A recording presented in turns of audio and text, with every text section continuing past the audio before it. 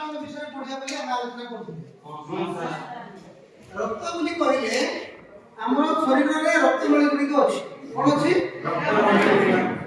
ପାଇପରେ ଯଦି ପାଣି ଯଦି ଯିବ ତାକୁ କି ନଳୀ କୁହାଯିବ? ପାଇପ ନଳୀ।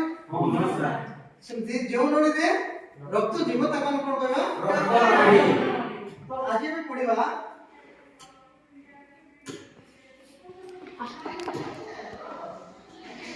ରକ୍ତ ନଳୀ ପଢିବା ପୂର୍ବରୁ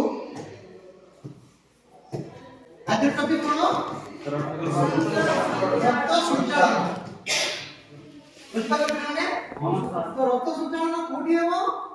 ଆମର ହୃତ୍ପିଣ୍ଡ ଅଛି। କୋଉଟା ଅଛି? ହୃତ୍ପିଣ୍ଡ ରେ ଚାରିଟା ପ୍ରକୋଷ୍ଠ ଥାଏ। କେତେଟା? ଉପର ଦିଟା ପ୍ରକୋଷ୍ଠକୁ ଆମେ କ'ଣ କହିବା? ଅଳିନ୍ଦ। କ'ଣ କହିବା? ଅଳିନ୍ଦ। তো এটা কোন কইবা? দক্ষিণ অলিন্দ। এটা হচ্ছে বাম অলিন্দ। সেটি তল দিটা প্রকোষ্ঠକୁ আমি কোন কইবা? নীলয়। কোনটা? নীলয়। এটা হচ্ছে দক্ষিণ নীলয়, এটা হচ্ছে বাম নীলয়। বুঝিপারলে পিলাମାନେ? ଆମ ଶରୀରରେ ଯେତେବେଳେ ରକ୍ତ ସଞ୍ଚାଳନ ହେବ ପ୍ରଥମେ ଶରୀରର ବିଭିନ୍ନ ଅଂଶରୁ ରକ୍ତ ହୃତ୍ପିଣ୍ଡକୁ ଆସିବ।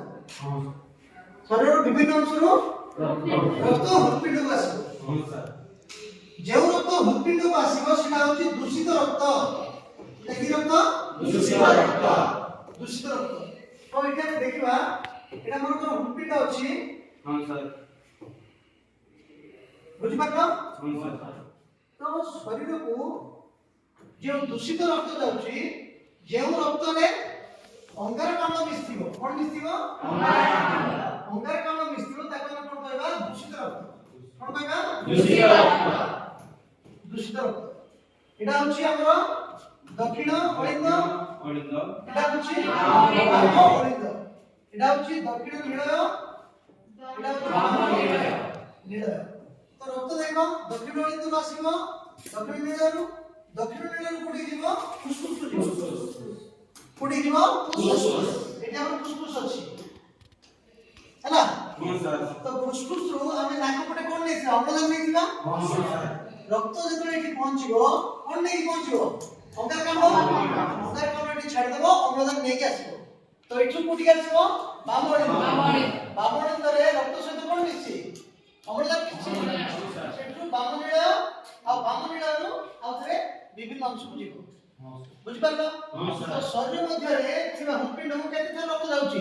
ଥରେ ଆସିଲା ବାହାର ହୃତ୍ପିଣ୍ଡକୁ, ପୁଣି ଫୁସଫୁସକୁ ଯାଇକି ଆଉ ଥରେ ଆସିଲା। ତ କେତେ ଥର ରକ୍ତ ସଞ୍ଚାଳନ ହେଉଛି? ନାଇଁ ପ୍ରଥମେ ଆସିଲା ହୃତ୍ପିଣ୍ଡକୁ, ଗଲା ଆଉ ଥରେ ଆସିଲା। ତ ହୃତ୍ପିଣ୍ଡକୁ କେତେ ଥର ଆସିଲା? ଗୋଟେ ଥର ନା ଦି ଥର? ତାକୁ କ'ଣ ବୋଲି କହିବେ? ଦ୍ୱୈତ ସଞ୍ଚାଳନ। କୋনটা? ବୁଝିପାରିଲ? ଏବେ ଆମେ କ'ଣ କରିବା? ଭିଡିଓ ଦେଖିବା ଯେ କେମିତି ରକ୍ତ ସଞ୍ଚାଳନ।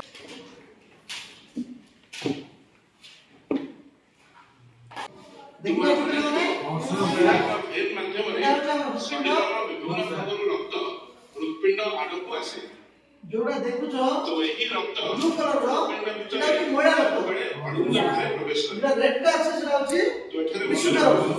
আমরা দক্ষিণ অলিন্দ ঠারে দেখিলো দুইটি শিরা যোড়ি হৈ করে ঠারে গোটিকর নাম হচ্ছে ঊর্ধ্ব মহাশিরা আর সুপিরিয়র ভেনা কাভা এবং দ্বিতীয়টি হচ্ছে নিম্ন মহাশিরা বা ইনফেরিয়র ভেনা কাভা। এদিকে দেখছো এটা হচ্ছে ঊর্ধ্ব মহাশিরা, এটা হচ্ছে নিম্ন মহাশিরা। ঊর্ধ্ব মহাশিরা হৃৎপিণ্ডর উপরে যেତିকি অংশ আছে রক্ত আনিব, নিম্ন মহাশিরা হৃৎপিণ্ড তଳକୁ যেତିକି পার্ট আছে ଆମର ପେଟ ଅଛି, ଗୋଡ଼ ଅଛି, ନାଇଁ କି ସେଟା ରକ୍ତ ନେଇ ଆସିବ। ସେହିପରି ଆମର ବାମ ଅଳିନ୍ଦ ଠାରେ ଫୁସଫୁସ ଶିରା ବା ପଲ୍ମୋନାରୀ ଭେନ୍ ସଂଯୁକ୍ତ ହୋଇଥାଏ। ଏହି ଶିରା ଗୁଡ଼ିକ ସହିତ ଅଳିନ୍ଦ ଆକୁ ଫୁସଫୁସ ଶିରା କାହିଁକି କହିଲେ ବୁଝିଲ? ଯେହେତୁ ଏଟା ଫୁସଫୁସ କୁ ଯାଉଛି ତେଣୁ ଆକୁ ଫୁସଫୁସ ଶିରା ବୋଲି କହିବେ। ଗୁଡ଼ିକ କିପରି କାର୍ଯ୍ୟ କରେ? ଆମର ଦକ୍ଷିଣ ଅଳିନ୍ଦ ଏବଂ ଦକ୍ଷିଣ ନୀଳୟ ମଧ୍ୟରେ ଯେଉଁ କପାଟିକାଟି ରହିଛି ସେଥିରେ ତିନୋଟି ପରଦା ଲାଗିଥାଏ। କପାଟିକାର ଏହି ପରଦା ଗୁଡ଼ିକୁ ଗୋଟିଏ ଗୋଟିଏ ପାଖୁଡ଼ା ବା କସ୍ ବୋଲି କୁହାଯାଏ। ତ এই ତିନି ପାଖୁଡ଼ା ବିଶିଷ୍ଟ କପାଟିକା ଯୋଉଟା କହିଲ ସେଟା ହଉଛି ଦକ୍ଷିଣ ଅଳିନ୍ଦ, ଦକ୍ଷିଣ ନୀଳୟ ମଧ୍ୟରେ ଥିବ। ଯୋଉ ଦୁଇ ପାଖୁଡ଼ା ଅଛି ବାମ ଅଳିନ୍ଦ ବାମ ନୀଳୟ ଭିତରେ ଥିବ। ଏହି ପରଦା ଗୁଡ଼ିକୁ ଗୋଟିଏ ଗୋଟିଏ ପାଖୁଡ଼ା ବା କସ୍ ବୋଲି କୁହାଯାଏ।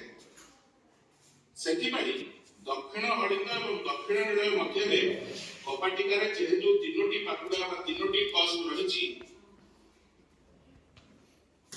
ଏବଂ ବାମ ନୀଳୟ ମଧ୍ୟରେ ଯେଉଁ 2 ପାଖୁଡ଼ା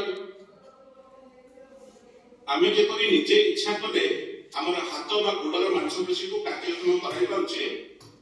ଏଠି ଦେଖି ପାରୁଛ ଯେଟା ରେଡ୍ ଅଛି ବିଶୁଦ୍ଧ ରକ୍ତ କୋଡ ଆସୁଛି ହୃତ୍ପିଣ୍ଡକୁ ଆସୁଛି। ଆଉ ଯୋଟା କୋଣ ଅଛି ମହିଳା ଅଛି ସେଟା ମହିଳା ରକ୍ତ ଆସୁଛି। ମହିଳା ରକ୍ତ କୋଠି ଆସିବ ହୃତ୍ପିଣ୍ଡକୁ ଆସିବ। ହୃତ୍ପିଣ୍ଡରୁ କୋଠିକି ଯିବ ଫୁସଫୁସକୁ ଯିବ। ସେଠି ସଫା ହେଇକି ଆଉଥରେ କୋଠିକି ଆସିବ ହୃତ୍ପିଣ୍ଡକୁ ଆସିବ। ହୃତ୍ପିଣ୍ଡରୁ ବିଭିନ୍ନ ଅଂଶକୁ ଯିବ। ବର୍ତ୍ତମାନ ତମକୁ କେତେଟା କ୍ୱେଶ୍ଚିନ୍ ପଚାରିବି ଏବେ। এটা দেখা যাচ্ছে তো জলর ড্যাশ গুণ যোগু এହାର ପରିସ୍ଥିତି ନଳୀ ମଧ୍ୟକୁ ଉପରକୁ ଉଠେ। কোন ভাবে কোন লেখাইছি ড্যাশ গুণ যোগু এହାର ପରିସ୍ଥିତି ନଳୀ ମଧ୍ୟ ଦେଇ ଜଳ ଉପରକୁ ଉଠେ। তুমি କହିଲ ଉଜ୍ଜଳ ପୃଷ୍ଠତମ। ଭେରି ଗୁড। ନେକ୍ସଟ ତମେ କୁହ ଗଛର ମୂଳ ଚାପ ଡ୍ୟାଶ ଯନ୍ତ୍ର ଦ୍ୱାରା ତମେ ବସ ଡ୍ୟାଶ ଯନ୍ତ୍ର ଦ୍ୱାରା ମାପି ହୁଏ। हां वेरी गुड। नेक्स्ट हमने कहला जोकर लाळ रे डैश नामक प्रोटीन थाए। के कहबे जोकर लाळ रे डैश नामक प्रोटीन थाए।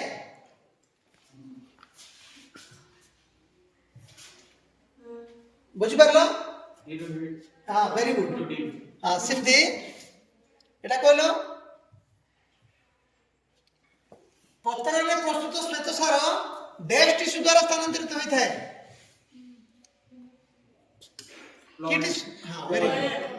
एबे आउट एटा देखो एठी अछि रक्तचाप केउ यंत्र रे मापा जाए। रक्तचाप केउ यंत्र रे मापा जाए। स्फिग्मोमीटर। Very good.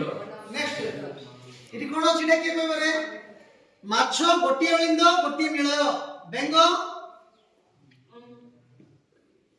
बेंग कोन बोले माछर गोटी अलिंद गोटी नीलय अछि बेंगर चारोटी एठी कोन अछि दक्षिण नीलय फुसफुस धमनी बाम नीलय प्लास्टिस। Very good.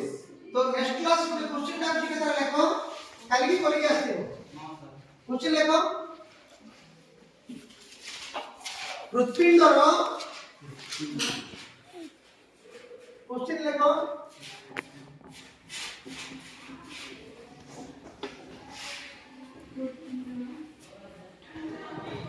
गठन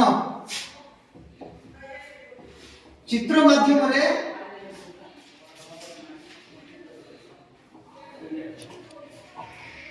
दर्शाओ। खाली के क्वेश्चन रा आंसर करके आस्थिबो हृत्पिंडर चित्र माध्यम रे माने हृत्पिंडर चित्र करिवो। चित्र करिकि तार जो जो ना अछि जति कि बामणिंद बाम नीलय दक्षिणानंद दक्षिण नीलय हैना तीन पाखड़ विशिष्ट कपाटिका फुसफुसिया धमनी फुसफुसिया शिरा निम्न महाशिरा उच्च महाशिरा सब जगह लेवल करके आस्थिबो। बुझि परलो? Thank you.